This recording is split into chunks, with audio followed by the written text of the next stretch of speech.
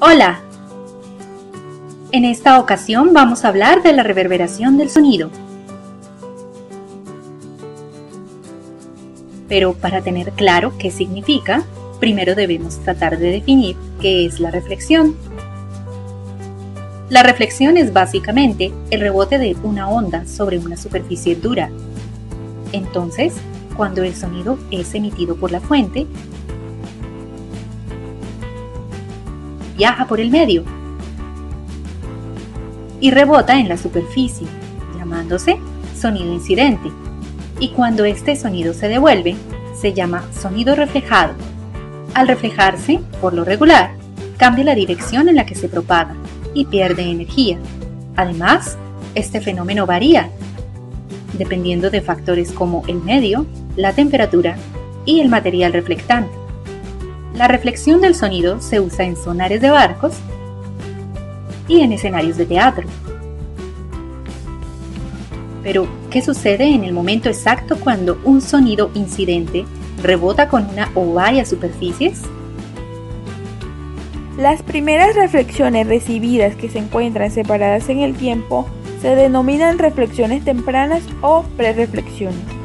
Estas reflexiones son básicas para reforzar el sonido directo en una sala y son consideradas reflexiones de orden menor con relación a las que le siguen, que en este caso se llaman cola reverberante. Por otro lado, cuando un sonido es emitido en el campo abierto o en un lugar donde no hay obstáculo suficientemente concreto para bloquear el sonido, simplemente las ondas sonoras generadas por la fuente se alejan indefinidamente, atenuándose hasta volverse inaudibles. Habiendo definido la reflexión, vamos a ver qué es la reverberación. En este caso, la fuente emite un sonido. Y claro, hay una onda que viaja directo al receptor, pero ese mismo sonido a su vez será reflejado varias veces y rebotará contra toda superficie que esté en el espacio. La colección de todas esas reflexiones es lo que se conoce como reverberación, y el fenómeno está ligado con la permanencia del sonido cuando la fuente sonora ha cesado. Pero, ¿por qué permanece el sonido en un espacio determinado luego de que la fuente sonora ya no está emitiendo sonido alguno? La persistencia acústica es el efecto que se genera cuando seguimos escuchando un sonido, aun cuando la fuente sonora ha concluido. Está asociada a la capacidad de percepción del oído, la velocidad de propagación del sonido y las distancias que intervienen. Estos factores hacen que se produzca la persistencia acústica y se advierta un eco o una reverberación.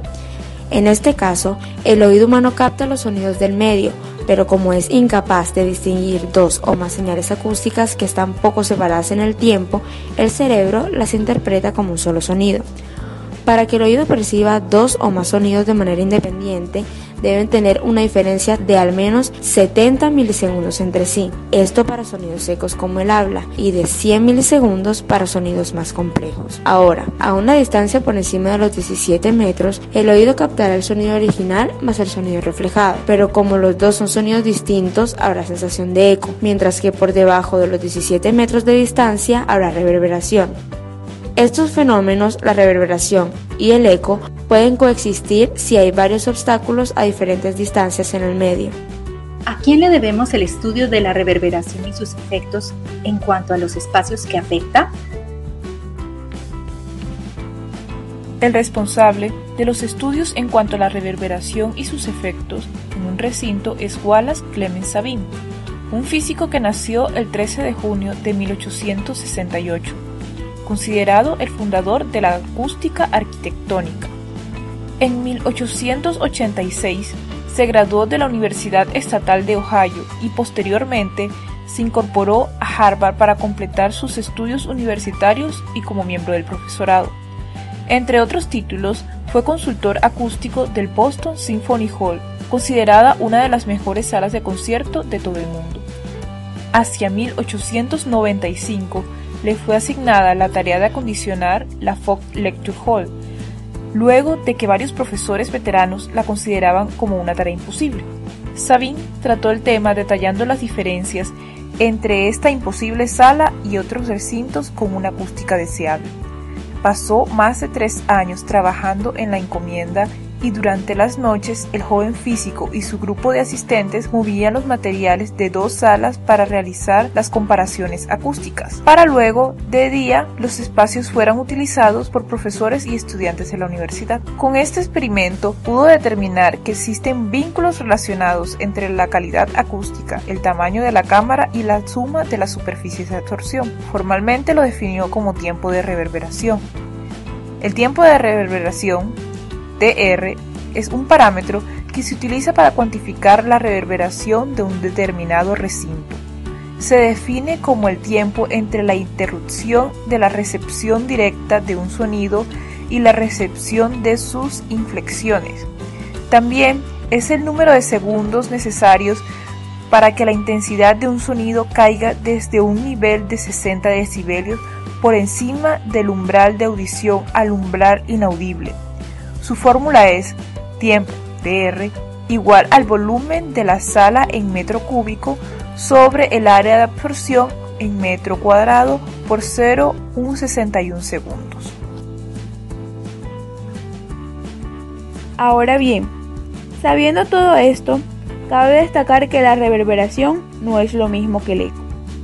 El eco es un fenómeno en el que se percibe la reflexión del sonido, así como cuando los espejos reflejan las imágenes y devuelven la luz. Lo apreciamos al estar frente a una montaña y escuchamos nuestra onda rebotar y regresar después de cierto tiempo. La diferencia entre el eco y la reverberación es simple. Si el retardo de la onda reflejada es mayor a 0,1 segundos, tenemos eco, ya que el ser humano puede distinguir las reflexiones del sonido si están separadas por un tiempo mayor a este. Pero, si las reflexiones están a intervalos de tiempo menores a 0,1 segundos, percibimos todas las reflexiones como un solo sonido. En conclusión, el eco es un efecto que se produce cuando las ondas sonoras se reflejan en un obstáculo al menos a 17 metros del foco emisor y tarda más de 0,1 segundos en regresar a su lugar de origen.